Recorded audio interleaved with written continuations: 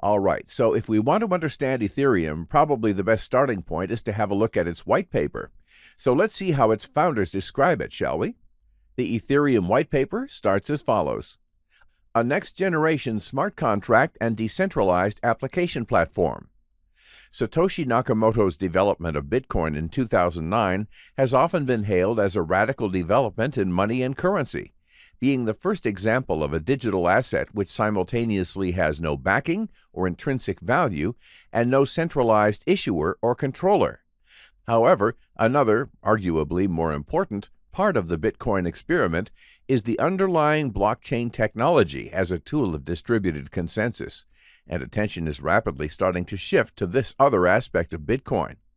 Commonly cited alternative applications of blockchain technology include using on-blockchain digital assets to represent custom currencies and financial instruments, colored coins, the ownership of an underlying physical device, smart property, non-fungible assets such as domain names, Namecoin, as well as more complex applications involving having digital assets being directly controlled by a piece of code implementing arbitrary rules, smart contracts, or even blockchain-based decentralized autonomous organizations, DAOs. What Ethereum intends to provide is a blockchain with a built-in, fully-fledged Turing-complete programming language that can be used to create contracts that can be used to encode arbitrary state transition functions, allowing users to create any of the systems described above, as well as many others that we have not yet imagined, simply by writing up the logic in a few lines of code. What the white paper tells us is that blockchain technology has many potential use cases beyond cryptocurrency. Ethereum takes the technology a step further, innovating upon the pioneer in the space, Bitcoin. Very ambitious plan, isn't it?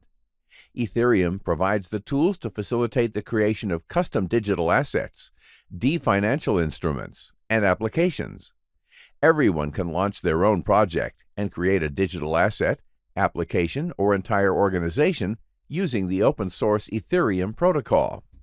Digital assets are referred to as smart property, meaning that any physical asset like gold, real estate, stocks, bonds, art, and so on can be represented by a token on the blockchain. In addition, smart contracts enable complex financial instruments and applications to be created. In this way, smart property can be included in smart contracts and transacted under certain conditions programmed in the contract.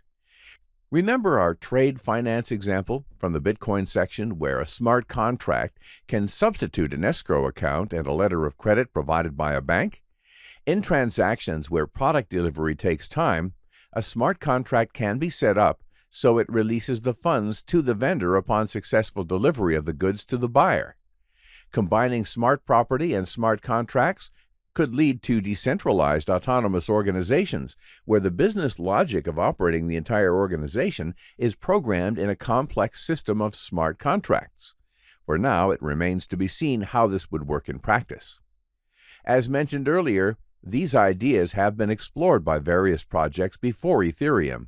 However, previous projects were using Bitcoin and other blockchain protocols less suitable for the purpose, while Ethereum is specifically designed for this. The key difference between Ethereum and the majority of other blockchains is its Turing-complete programming language, which enables a variety of useful features.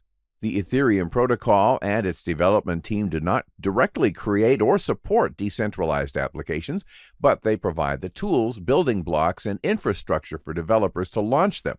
Ethereum takes the concept of a blockchain beyond cryptocurrency in an innovative and meaningful way. Next, we'll have a closer look at some of the key elements of Ethereum.